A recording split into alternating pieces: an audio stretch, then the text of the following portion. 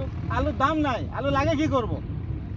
জয়পুরহাট সদর উপজেলার ধারকি ঘোনপাড়া গ্রামের কৃষক আজিজার রহমান গত বছরের লোকসানি হিসাব পুষিয়ে নিতে এবারও 6 বিঘা জমিতে আলু লাগান তিনি, কিন্তু বিধিবাম প্রতি বিঘায় 35 থেকে 40 হাজার টাকা খরচ হলেও বিক্রি করে উঠছে 20 থেকে 25 হাজার টাকা। এমন পরিস্থিতিতে আজিজার রহমান সহ দিশেহারা কৃষকরা আগামীতে আর আলু চাষ করতে চান না। গত বছর 6 বিঘা জমি আলু লাগাইছিলাম, কিন্তু ন্যায্য মূল্য পাইনি। এবারে তো ওই একই অবস্থা, 3 বিঘা জমি আলু বিক্রি করে দিছে আর 3 বিঘা জমি মাঠে এখনো আছে।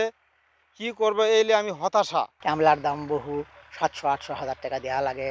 তারপরে ওই জমির ওই আপনার চাষের দাম বেশি, ঔষধের দাম বেশি, পানি সেচার দাম বেশি, প্রত্যেকটা খরচ বেড়ে যায়। কাজে আমরা আলু আবাদ করে আর আমাদের পড়তে আসে না। গত বছর আলুতে আমাদের প্রচুর লস, স্টোরে রেখেছিলাম, সেখানে বিক্রি করা যায় না, সব ছাড়ে ছুড়ে চলে এলাম।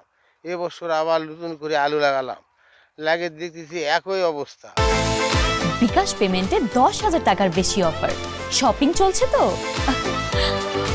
পাইকারি আড়তদাররা বলছেন মৌসুমের শুরুতে প্রতি মণ আলুর বাজার ছিল 12 থেকে 1300 টাকা, অথচ বর্তমানে সেই আলু প্রকারভেদে স্টিক 300 টাকা, 12-13 জাতের 280 টাকা এবং গ্রানুলা মাত্র 200 টাকা মণে বিক্রি হচ্ছে।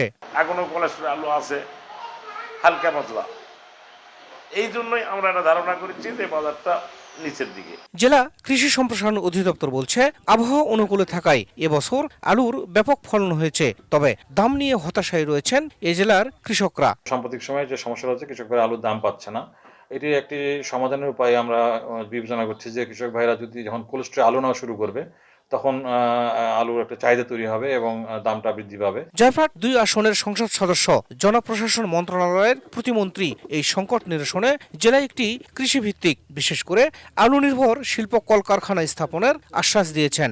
আলু এখানে একটা অর্থকরী ফসল, আলু থেকে চিপস বা অন্যান্য ইন্ডাস্ট্রিগুলো করা গেলে একমাত্র আলুই এই এলাকার মানুষের যে অর্থনৈতিক যে কাঠামো এটিকে বদলে দিতে পারে এবং সচ্ছল করতে পারে। জয়পুরহাট কৃষি সম্প্রসারণ অধিদপ্তরের তথ্য, জেলায় এবার 39 হেক্টর জমিতে আলুর চাষ হয়েছে।